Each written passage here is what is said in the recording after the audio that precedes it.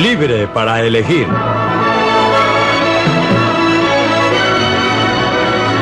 Una opinión personal de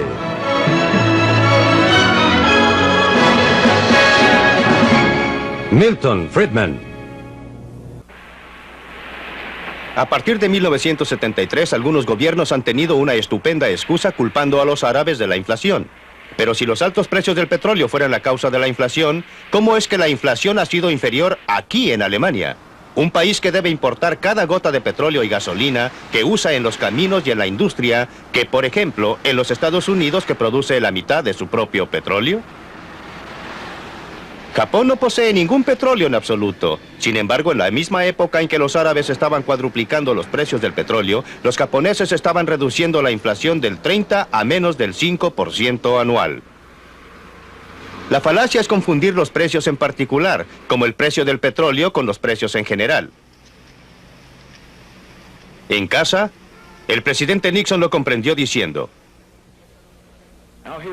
aquí está lo que no haré.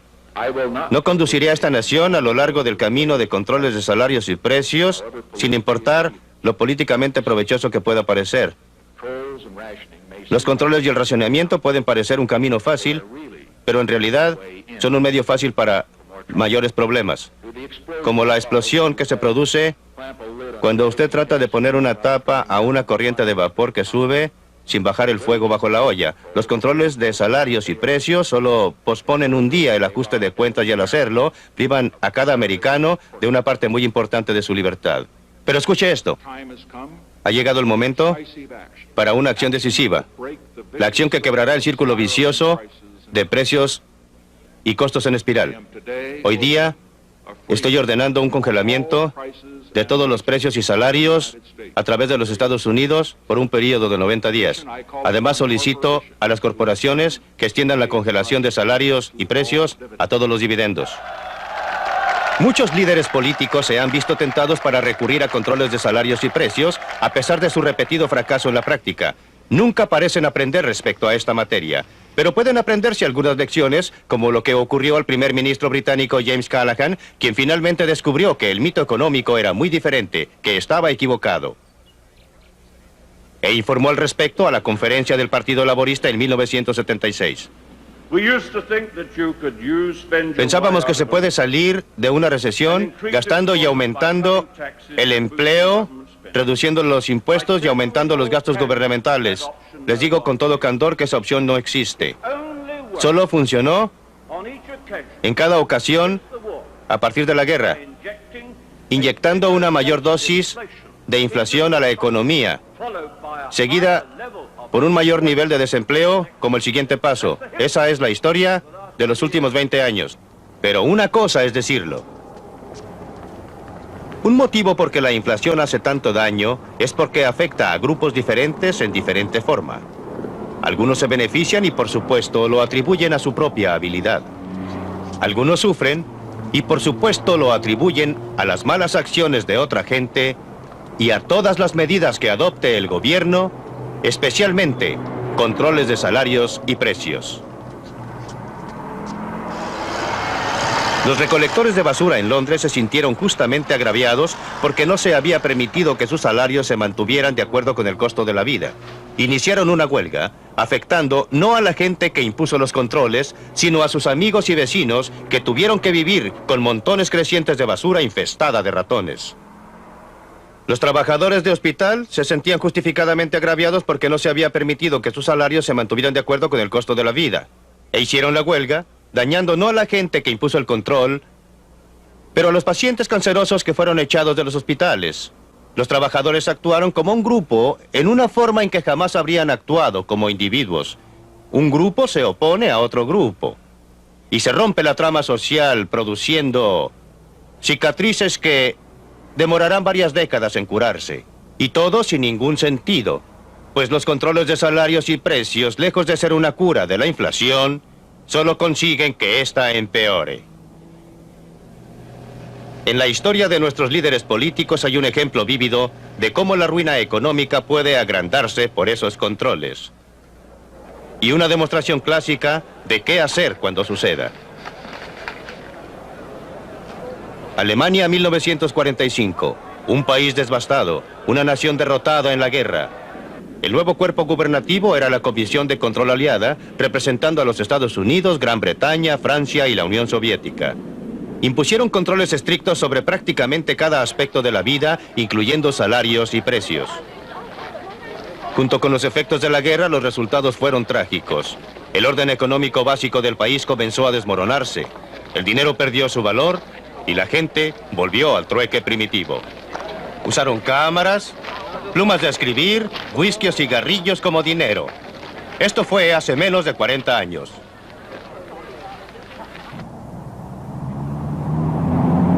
Esta es Alemania como la conocemos hoy día, transformada en un lugar donde a mucha gente le gustaría vivir.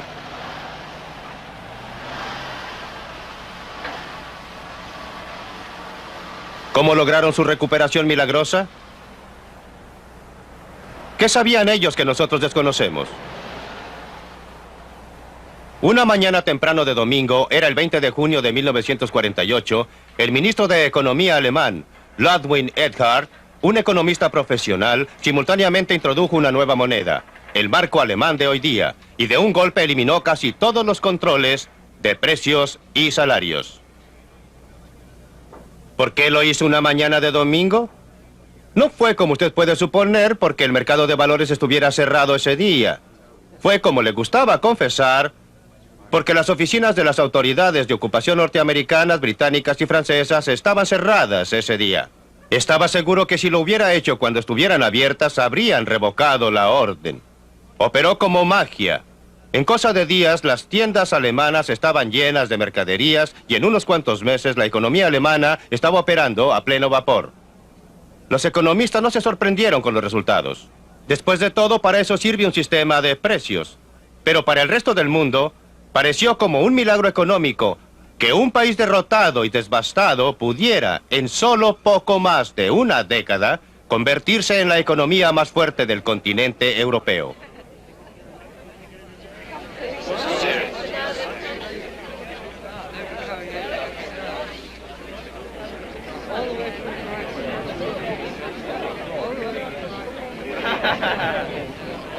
En un sentido, esta ciudad, Berlín Occidental, es algo así como una singular probeta económica colocada, como lo está, profundamente en Alemania Oriental comunista.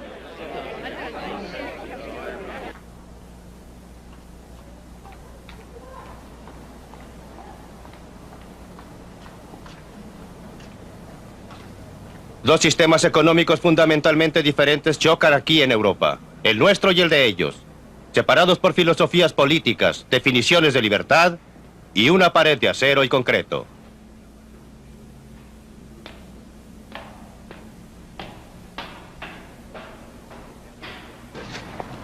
Está usted saliendo del sector norteamericano.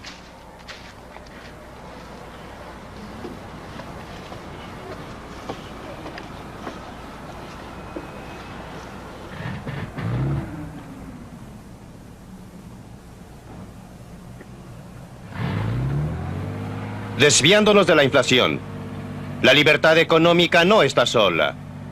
Es parte de un orden más amplio. Quería mostrarles cuánta diferencia existe dejándoles ver cómo vive la gente al otro lado de ese muro de Berlín. Pero las autoridades de Alemania Oriental no lo permiten. La gente que vive del otro lado tiene la misma cultura y tiene los mismos antepasados. Son la misma gente.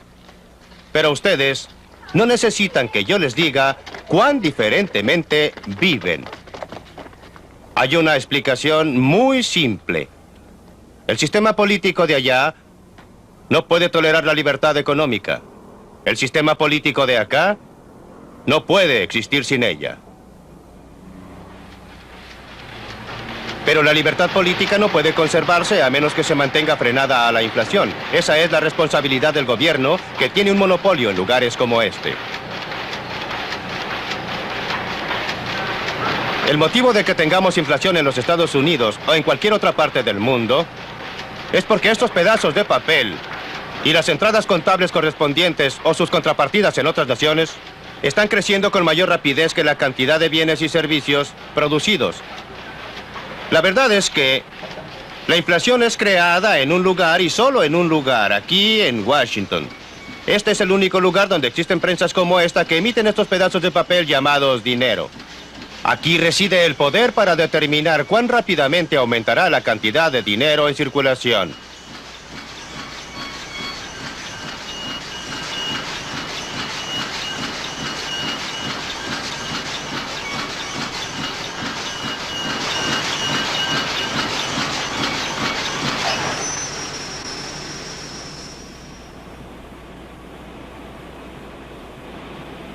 ¿Qué sucedió con todo ese ruido?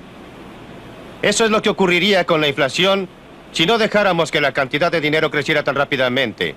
Esta no es una idea nueva, no es una cura nueva, no es un problema nuevo, ha sucedido una y otra vez en la historia. A veces la inflación ha sido curada en esta forma, a propósito. A veces ha ocurrido por accidente. Durante la Guerra Civil, el norte, que entró tarde a la contienda, se apoderó de un lugar en el sur que era donde estaban instaladas las prensas impresoras, que era donde se emitían estos pedazos de papel. Antes de eso, el sur había tenido una inflación muy rápida. Si mi memoria no falla, algo así como un 4% mensual. La Confederación tardó un poco más de 2 semanas en encontrar un lugar donde pudiera instalar sus prensas y hacerlas funcionar nuevamente. Durante ese periodo de 2 semanas, la inflación se detuvo. Después del periodo de 2 semanas, cuando las prensas nuevamente comenzaron a funcionar, la inflación recomenzó. Es tan simple como eso. Es tan obvio como eso. Más recientemente existe otro ejemplo dramático del único modo eficaz para tratar a la inflación. En 1973, las amas de casa japonesas que iban al mercado se enfrentaban con un hecho desagradable. El dinero en sus carteras parecía estar perdiendo su valor. Los precios estaban comenzando a elevarse a medida que la tremenda historia de la inflación nuevamente comenzaba a desarrollarse. El gobierno japonés sabía qué hacer. Lo que es más, estaba preparado para hacerlo. Cuando todo terminó, los economistas pudieron registrar con toda precisión lo que había ocurrido. En 1971, la cantidad de dinero comenzó a crecer con mayor rapidez. Como siempre sucede, la inflación no fue afectada por un tiempo, pero a fines de 1972 comenzó a responder. A principios de 1973 el gobierno reaccionó, comenzó a reducir el crecimiento monetario, pero la inflación continuó creciendo durante un tiempo. La reacción diferida hizo que 1973 fuera un año de recesión muy duro. La inflación solo se detuvo cuando el gobierno demostró su determinación de mantener controlado el crecimiento monetario. Demoró 5 años para extraer a la inflación del sistema. El Japón había logrado una estabilidad relativa. Desgraciadamente, no hay manera de evitar el difícil camino que debieron seguir los japoneses antes de lograr tanto una inflación baja como una sana economía. Primero tuvieron que vivir una recesión hasta que un lento crecimiento monetario tuvo su efecto diferido sobre la inflación. La inflación es igual al alcoholismo. En ambos casos, cuando usted comienza a beber o cuando usted comienza a imprimir demasiado dinero, los efectos buenos vienen primero y los efectos malos llegan más tarde. Por eso en ambos casos existe una fuerte tentación a exagerarlo, beber demasiado e imprimir demasiado dinero. Cuando llega la cura es todo lo contrario. Cuando usted deja de beber o cuando usted deja de imprimir dinero, los malos efectos llegan primero y los buenos efectos llegan más tarde. Por eso es tan difícil persistir con la cura. En los Estados Unidos, 4 veces en los 20 años posteriores a 1957 iniciamos la cura. Pero en cada ocasión no tuvimos voluntad para continuarla. Como resultado, hemos tenido solo los malos efectos y ninguno de los buenos efectos. El Japón, por otra parte, adhiriendo una política de retardar las prensas impresoras durante 5 años, fue en 1978 capaz de cosechar todos los beneficios, baja inflación y una recuperación en la economía. Pero no existe nada especial respecto al Japón. Cada país que tenga el valor de persistir en una política de crecimiento monetario lento ha sido capaz de curar la inflación y al mismo tiempo de lograr una economía que sea sana.